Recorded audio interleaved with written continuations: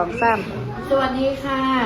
เดี๋ยววันนี้จะพาไปดูเด็กๆที่นั่งข้างนอกนะคะว่าช่วงพักกลางวันเนี่ยนอกจากเขาเขียนคำยาก10 คำที่คุณครูให้ไปเมื่อเช้าแล้ว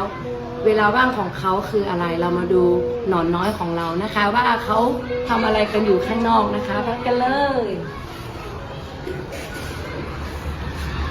ว้าวเด็กๆทำอะไรอยู่คะนี่ค่ะโอ้ยค่ะ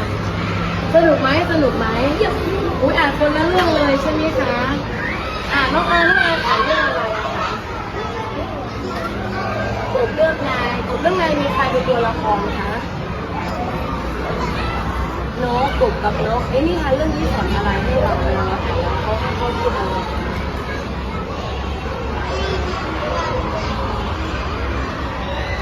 ไม่นำความมีเดือดร้อนให้ผู้อื่นเก่งมากเราไม่ควรนำความเดือดร้อนให้ผู้อื่นใช่ไหมอ่านต่อเลยนะคะอ่านต่อเลยโอเคเดี๋ยวมาดูคนต่อไปนั่งหน่อยคุณนั่งค่อยโคสโนอ่านนิทานเรื่องอะไรอะคะก็จะเป็นกับโมดมีใครเป็นตัวละครบ้างแล้วนิทานเรื่องนี้สอนอะไรความขยันใช่ไหมคะต้องมีความขยันเหมือนโมดใช่ไหมคะโอเคนัทพรหนูอ่านนิทานเรื่องอะไรอะลูกกากับเหยี่ยวน้ำมีใครเป็นตัวละครบ้างในเรื่องนี้กานิทานเรื่องนี้สอนอะไรให้หนูคะ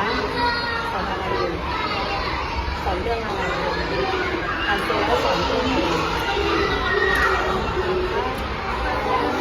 อะไรนะเรื่องความพยายามใช่ไหมคะอ่านต่อได้เลยนะจ๊ะใช้เวลาว่างช่วงพักเที่ยงในการอ่านหนังสือที่มุมนัดอ่านดาวทองใช่ไหมคะอ่านแบบนี้ทุกวันเลยนะโอเคบ๊ายบายก่อนบ๊ายบาย1 2 3